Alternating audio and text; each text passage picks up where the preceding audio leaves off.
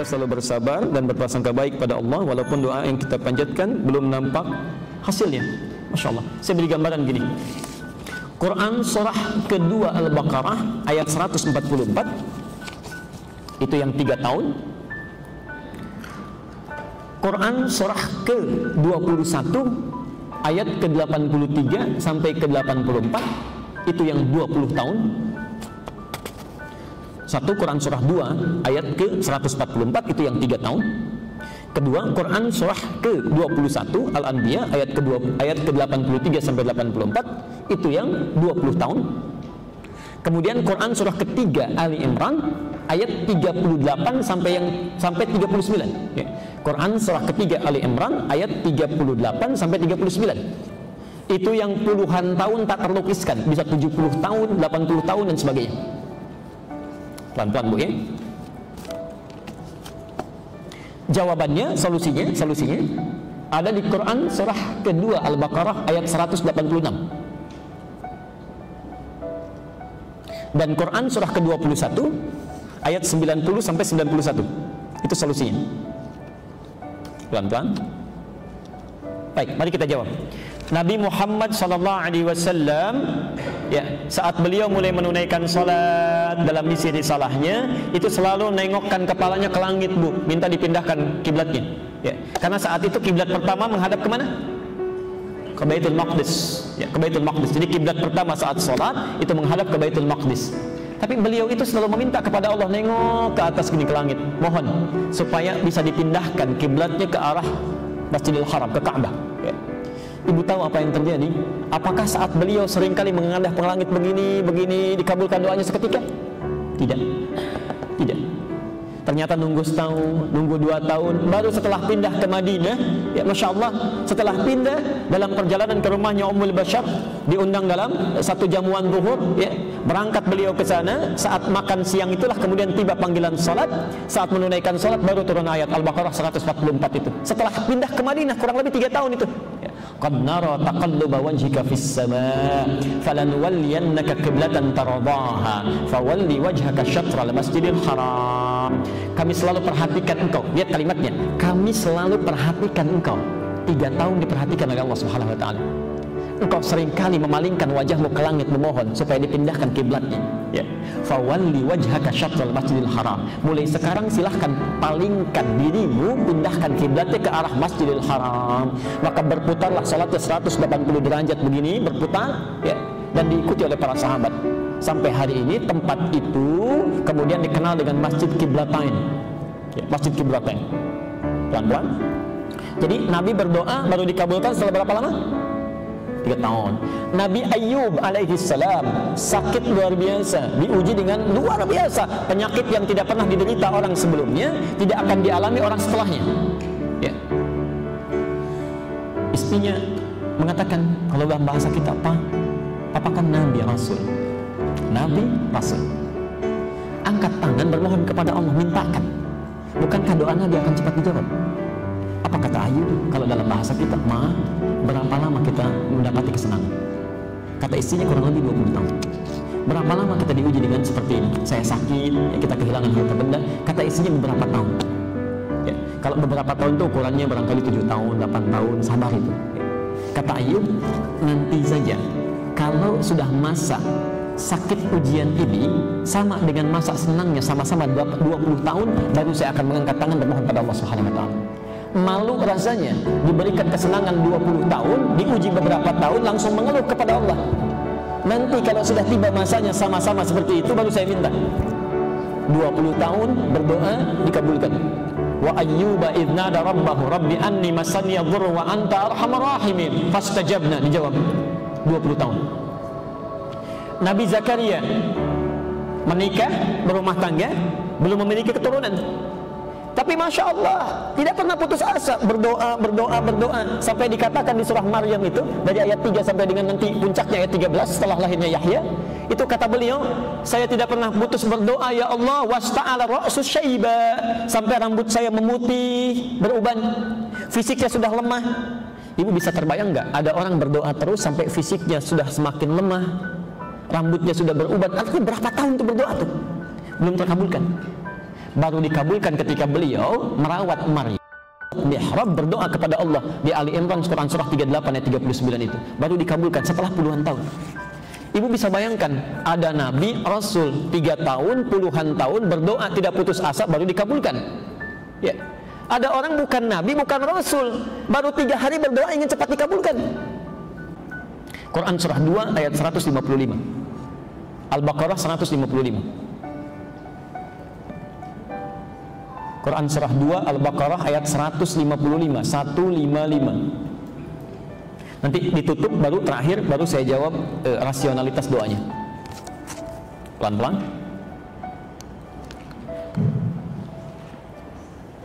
Posisi sebelah kiri paling atas. Wala nabluwannakum bisyai'. Lihat persamaannya. Dan setiap orang yang hidup, kata Al-Quran, setiap orang yang hidup pasti akan kami uji dengan berbagai persoalan kehidupan.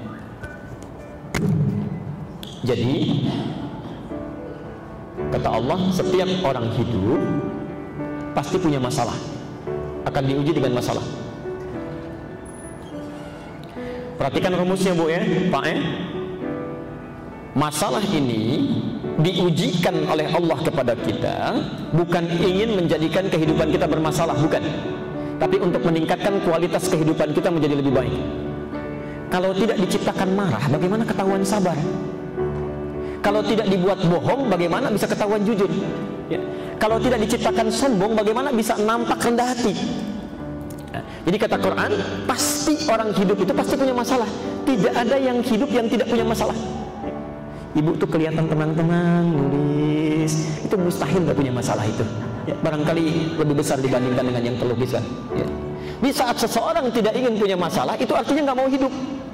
Ya. Karena persamaannya hidup pasti punya masalah. Saat dia tidak punya masalah, pasti sudah tidak hidup. Ya. Saya cek dulu, ibu ingin punya masalah atau tidak? Tidak. Ada bingung ini ya. Dijawab pengen, takut gak bisa selesai. Ya. Dijawab tidak, takut gak hidup. Lihat sini. Masalahnya banyak. Ya. Minal khawfi wal ju'i wa naqsi minal amwali wal anfusi wath thamarat. Saya tutup ke ujungnya saja. Lihat ujungnya. Wa basyiris sabirin. Kata Allah, berikan kabar gembira yang saat diberikan ujian itu dia sabar. Pelan-pelan dia sabar. Jadi rumusnya, saat kita diuji dengan masalah, saya, Anda, kita semua, kata Quran pilihannya cuma satu, tidak ada yang kedua, apalagi 3. Pilihannya hanya satu, sabar. Karena mengeluh tidak menyelesaikan persoalan. Ya. Ada banjir dan macet. Ya. Sebagian gerbang tol Cikunir misalnya ada yang rubuh tuh kemarin. Orang pada mengeluh, ngapain ngeluh? Ya. Toh mengeluh juga tidak akan bisa memperbaiki itu lagi. Terima dulu. Ya, sabar dulu, terima. Kesabaran nanti melahirkan pikiran yang jernih, respon mulai muncul. Tapi yang menarik di Quran, kalau kesabaran sudah hadir, adab selanjutnya bukan ikhtiar dulu. Adab selanjutnya mintakan solusinya kepada Allah supaya dibimbing mencari solusi terbaik. Permintaan itu yang disebut dengan doa. Quran surah Al-Baqarah kedua ayat ke-45. Lihat. Wasta'inu bis sabri. Sabar dulu. Wasta'inu, ini poin kita. Kita ambil kesobrinya dulu, salatnya nanti di sesi yang lain. Kata Quran, jika Anda punya persoalan dalam kehidupan, mintakan solusinya. Minta solusi itu artinya berdoa. Ya, mohon kepada Allah, mohon. Ya. Disabri, kalimat sabar digandingkan dengan minta tolong. Artinya sikap orang-orang yang sabar itu kalau bisa menerima dengan sabar, maka muncul jalan keluar yang pertama kali, dia akan mohonkan solusinya kepada Allah Subhanahu wa taala.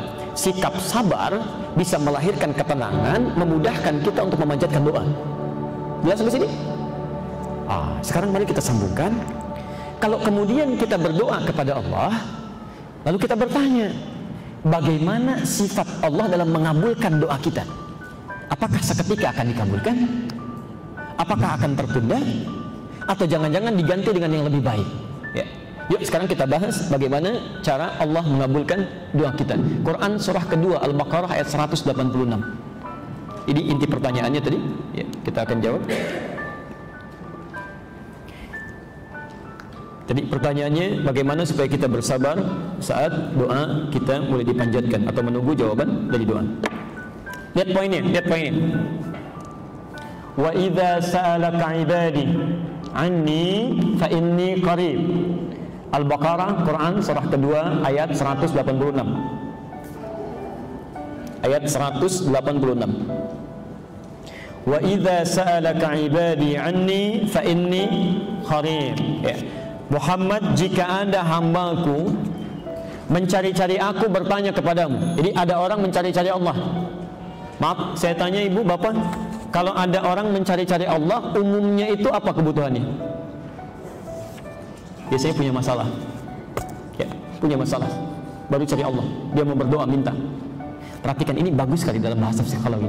Fa inni qarib. Katakan kepadanya, tidak usah Allah mencari, aku sangat dekat. Sangat dekat. Ibu bayangkan begini ya. Misal ustadznya terlambat, ada pengajian, ibu tanya, Bu, mana ustadznya? Aduh, saya belum tahu nih, belum ada info. Dengan yang kedua, ustadznya menyampaikan sudah dekat. Ya. Mana yang memberi harapan? Kalimat pertama atau yang kedua? Dan cenderung memberi ketenangan ya. Kata Allah, saya tidak perlu dicari, saya sangat dekat. Asal kamu mau mendekat, saya dekat. Yang paling menarik, lihat, setelah dekat dengan Allah baru dijawab, ujibu da'watad da'i idza da'an. Ya. Biasanya kalau sudah dekat dengan Allah kan minta ya, berdoa. Nah, kata Quran, sifat doa itu kalau dipanjatkan seharusnya akan dijawab. Ya. Akan dijawab. Mustahil ada doa yang tidak dijawab. Setiap doa itu pasti dijawab. Ya, pasti dijawab. Ya. Yang tidak dijawab itu cuma salah satunya tadi ya, ada sesuatu yang haram pada dirinya yang menjadikan doa terhambat ya. Jadi sifat doa kata Quran itu kapanpun akan dijawab. Bahasanya menggunakan ujib, fi'il mudhari pakai hamzah ya. Kalau kalimatnya fi'il mudhari dalam bahasa Inggris itu setidaknya punya 3 makna ya. Present, continuous, atau future. Kalau tidak sekarang dijawab, nanti dijawab, atau di masa yang akan datang pun akan diberikan. Sekarang perhatikan, cara Allah menjawab ini ternyata nanti ada 3 cara. 3 cara. Bisa present, saat dia meminta, seketika diberikan. Ibu minta, ya Allah, anak saya mau ujian, mau luluskan, ya Allah, seketika diberikan. Baik. 2, pelan-pelan. Dan kita berakhir di sini ya, mohon maaf, karena kami harus ada di tempat lain harus mengisi. Kata Quran, Allah akan memberikan jawaban doa saat kita sanggup untuk menerimanya ya. Yang pertama langsung diberikan, yang kedua ditunda sampai kita sanggup menerima apa yang kita mohonkan ya. Saya berikan ilustrasinya begini, ibu punya anak SD, masih baru masuk SD kelas 1. Lihat teman-teman di sekitar yang sudah senior dibandingkan anak ibu itu sudah punya motor. Lantas anak ibu meminta anak bapak supaya bisa dibelikan motor. Anda punya kemampuan, dibelikan tidak? Hubungi tidak. Hubungi tidak. Akan ditunda itu sampai dia sanggup untuk bisa menaikinya. Ada sifat doa begitu. Kadang-kadang saat dimintakan menurut Allah, kamu jangan dulu ya Allah, saya butuh kendaraan ya Allah, supaya dengan kendaraan itu hamba bisa lebih mudah mengikuti taklim, salat berjamaah. Kata Allah, jangan dulu sekarang, karena iman kamu belum kuat, masih naik turun. Nanti begitu punya kendaraan mulai muncul ria, amal kamu bisa habis ya. Wah, kalau dulu kan tinggal jalan, begitu punya motor, gen ya, baru berangkat masjid diputar-putar komplek tetangga itu ya, nggak tahu tetangganya sedang ke Bandung, itu pahalanya habis. 3, Allah akan mengganti, ini poin penting ya, mengganti apa yang diinginkan dengan apa yang dibutuhkan. Allah mengganti apa yang diinginkan dengan apa yang dibutuhkan. Kadang-kadang keinginan kita itu beda dengan kebutuhan kita. Karena itu saat kita meminta sesuatu, ini seringkali tidak sadar bahwa sebetulnya yang dimintakan itu sudah dikabulkan, cuma kita tidak sadar. Lebih baik sesuai dengan kemaslahatan hidup kita. Ingat, pengabulan doa itu bersanding dengan kebutuhan, bukan keinginan ya.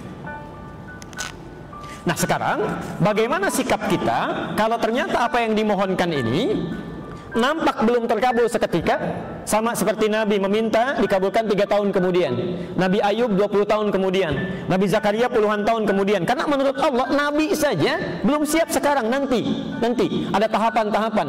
Ya, barangkali kamu belum banyak berdoa, sekarang kamu banyak berdoa, pahala datang. Ya, dengan banyak berdoa tahajudnya jadi lebih rajin. Ya, bukankah kalau sudah punya masalah tahajudnya jadi rajin? Ya, puasanya meningkat, baca Qurannya nambah, ya. Itu di Quran surah ke-70 ayat 19 sampai 23. Itu kata Quran begitu tuh. Ada yang demikian. Ya. Di Allah kadang-kadang biarkan itu supaya pahala berkumpul.